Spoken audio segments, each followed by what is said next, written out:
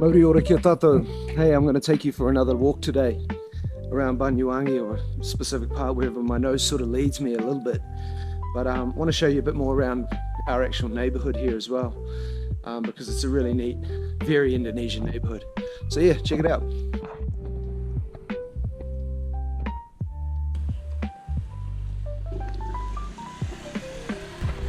As is pretty typical in most sort of Asian neighborhoods, houses are pretty close and back to back, side by side. And but here the streets are actually pretty open, and it's a nice neighborhood, put it that way. It's not like way too packed. Streets are open enough even for cars, at least small cars.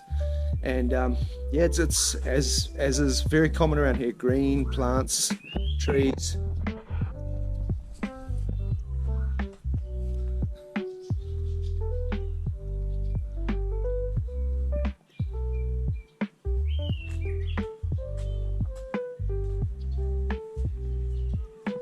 Here's a guy selling food, probably tempeh or tahu or something.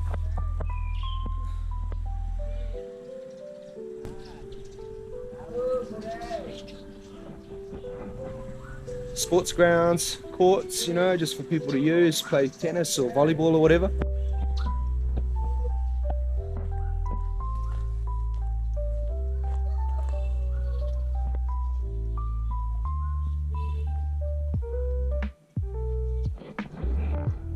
So yeah, Tamanbaru, this is called Tamanbaru, the neighborhood.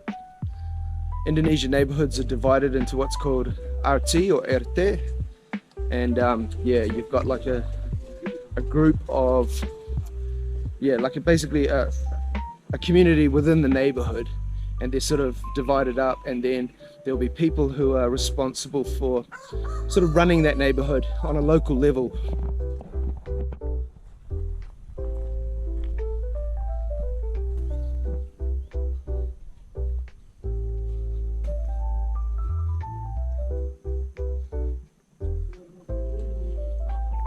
Monggo.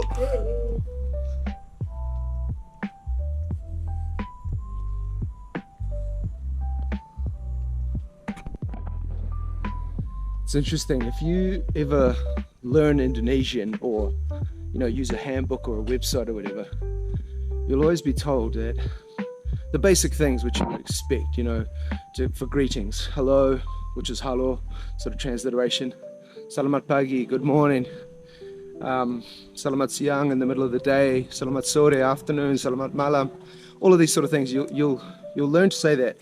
And because you'll be thinking in either English or whatever your native language is, you will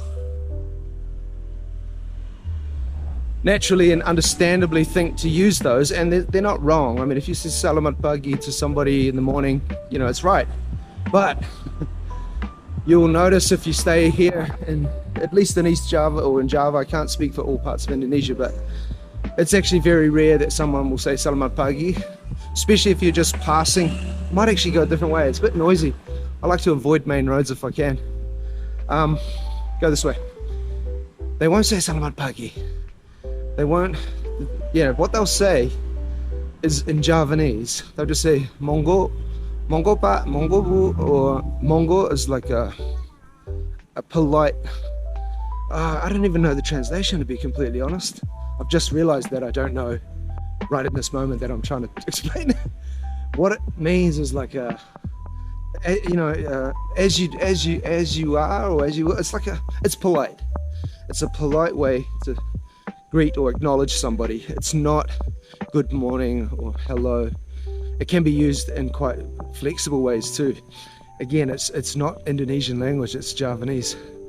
They say mari or monggo, and yeah, you'll hear that, see and hear that far more than you'll hear selamat pagi, selamat sore. But like I say, it's not wrong to use the formal good morning or whatever. It's all good. They'll often not repeat it back to you. Like if you say selamat pagi, they'll go ge, which means yes or yeah. Ge is more common here because Java. They'll sort of go yeah. But yeah, these are just things that you learn on the ground.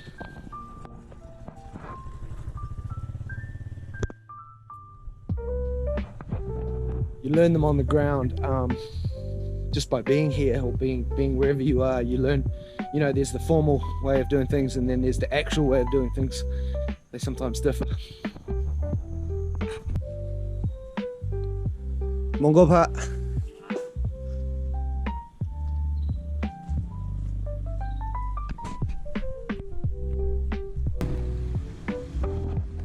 We're coming up to one of the main roads here, but I'm gonna go straight across and try and take you through another little nice neighborhood that we just found the other day.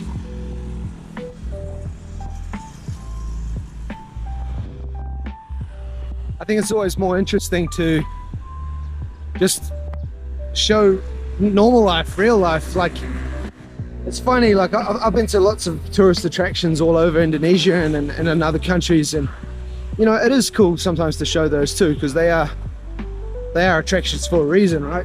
But at the same time, I've always been fascinated by normal life, you know, and just the daily life of regular people. So what is it, 7:20 in the morning here? People just getting up and, well, going out to school, going to work. The day's getting started.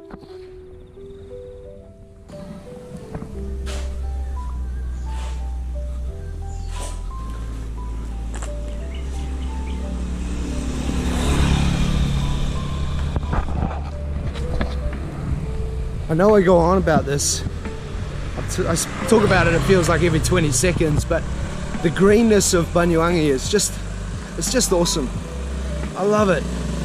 I mean, check it out. You know, and we're not in a village out in the country. We're in central suburbs, or the central suburbs of Banyuwangi, and it's just one of the things I really love about the city.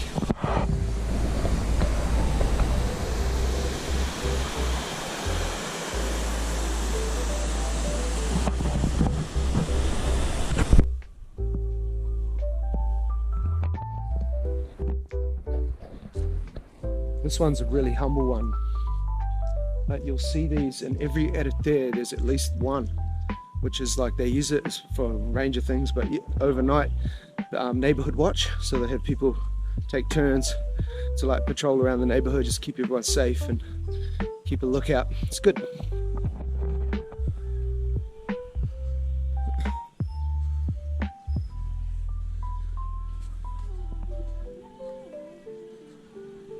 Monggo.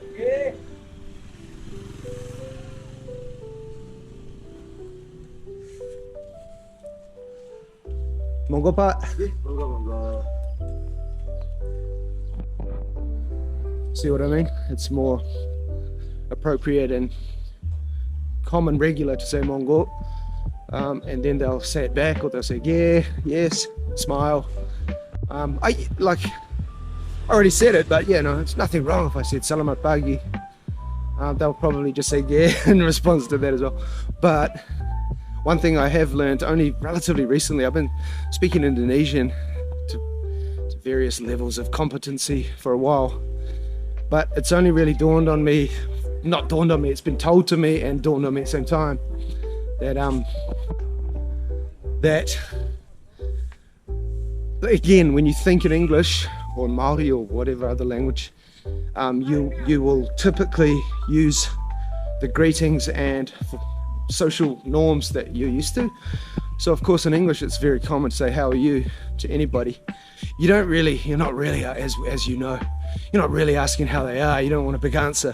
It's just a chit chat formality, you know, how are you, how's it going, you know, whatever.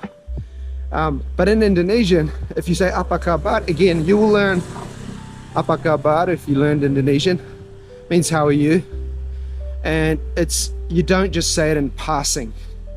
Like you wouldn't just say apa kabar to somebody on the street you don't know while you just walk past them. It would be, again, not wrong, not offensive, but just awkward and weird. Like they're unlikely to actually answer you, because when you say apa kabar to somebody, you actually mean it. Like, how are you? It's more of you're actually having a conversation with somebody, not just saying how are you while you walk past them. Anyway, bit of useless information for you, Indonesian learners.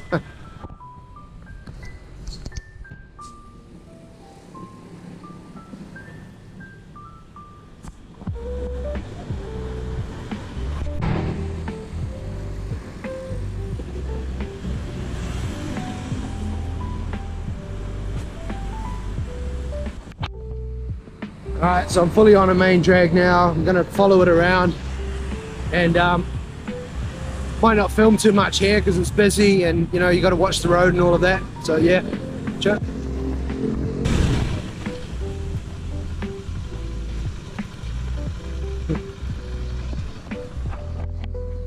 See what I mean? Rice paddies right in town. You know, this is not a rural area. We're in town, which is, you know, really cool. Nature, people, urban, all together.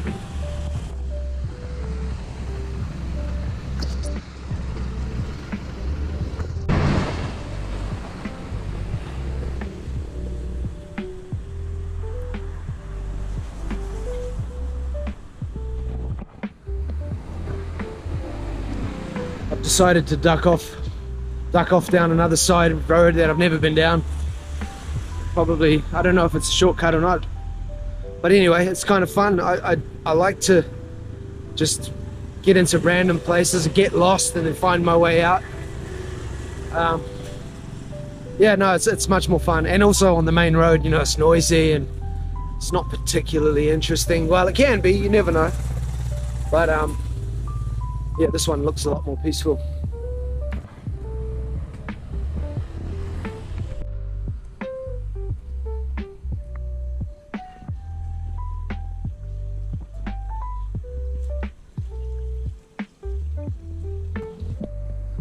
Tell you another good thing about Indonesians and Asians in general, they do love plants and flowers and trees for beauty's sake, but they're very practical about it. Like they'll grow things that are edible 10 times quicker and more frequently, or with more passion than just rose bushes or something. I mean, you just don't see that. The flowers that do flower are tropical and beautiful, but almost always they're part of a plant, tree or bush that's producing fruit or a vegetable, or they eat the leaves. Yeah, they're very, very practical. It's really good. There's no waste when it comes to, you know, growing things.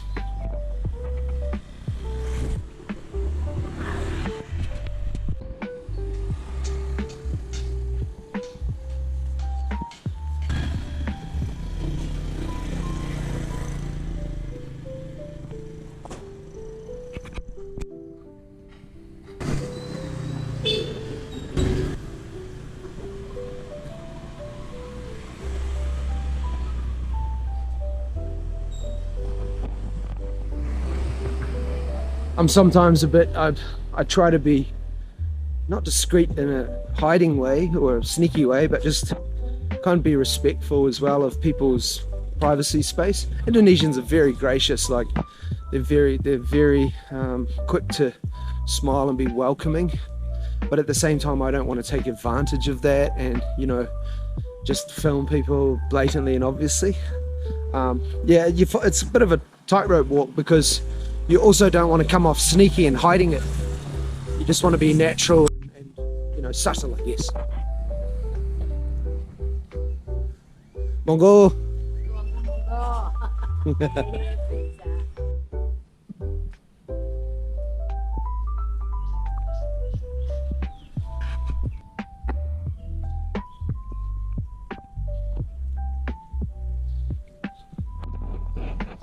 I'm not too sure where this is headed, but I've got my sense of direction. I think I'm going to come out on the main road at some point soon. But yeah, this is all new to me. I haven't been down here before.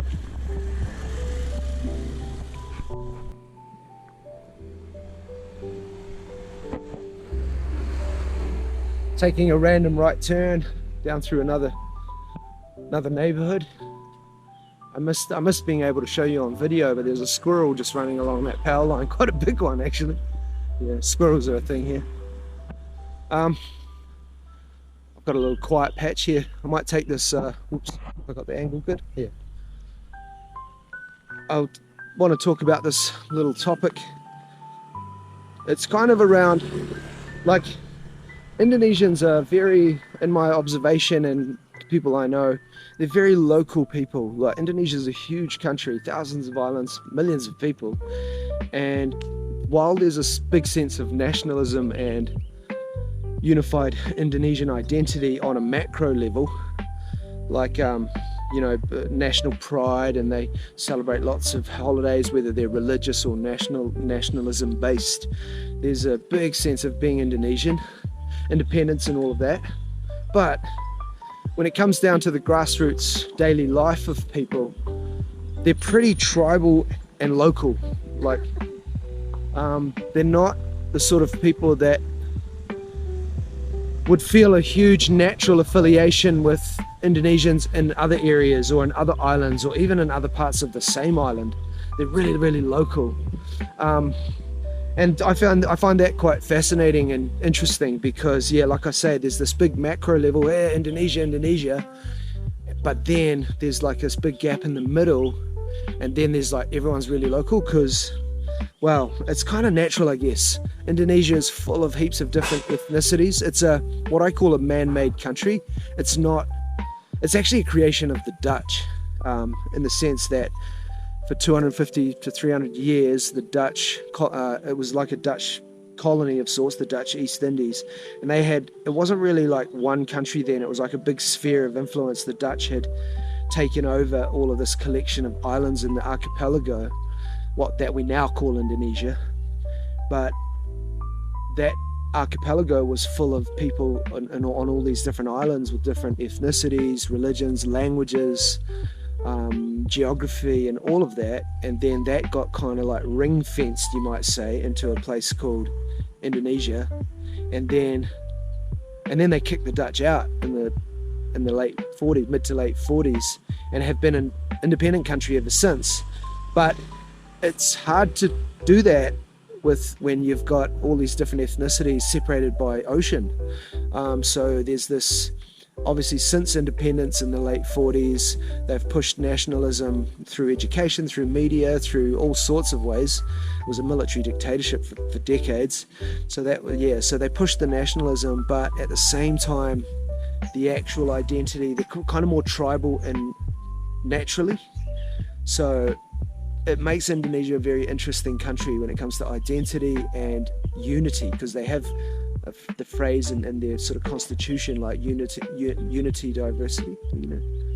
It's not in English, of course, but unified diversity and all of that. But depending on the situation and the person and the context, that unity can sometimes, in my view and observations, feel a bit fragile. Like, when things are going good, it's all good, we're all Indonesian. But when things don't go good, people revert quickly to their ethnic background. In Indonesian, you'd say suku. Suku is like tribe. So yeah, anyway, it's not a dig, it's not a criticism, it's just an observation that, again, another thing makes Indonesia so interesting.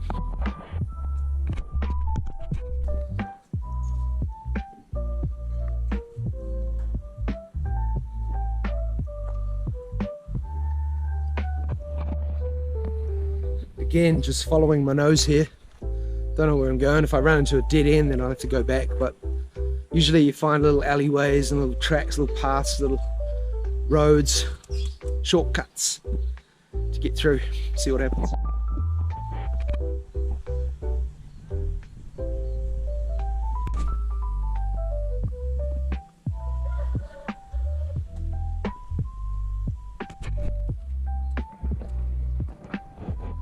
Just proved myself wrong. It was a dead end, or is.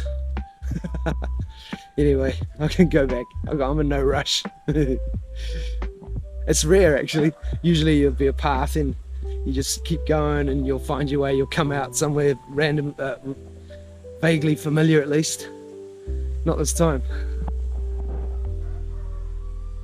I'm gonna find my way back out to the road I was on before. I think I've come down into effectively a little cul-de-sac with no way out.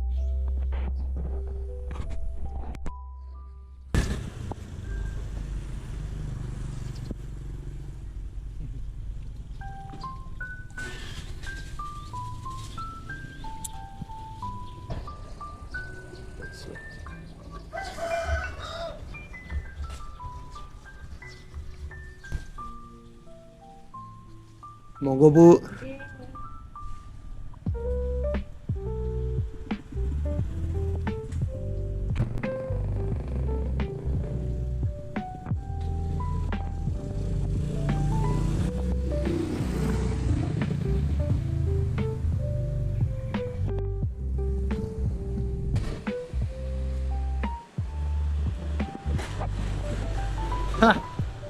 this actually happens quite frequently.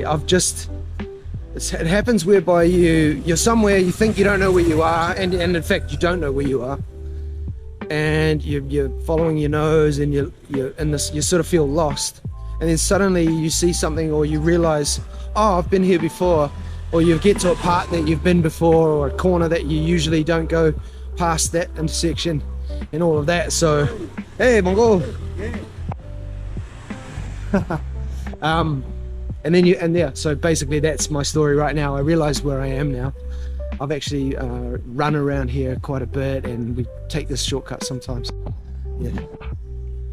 Mongol.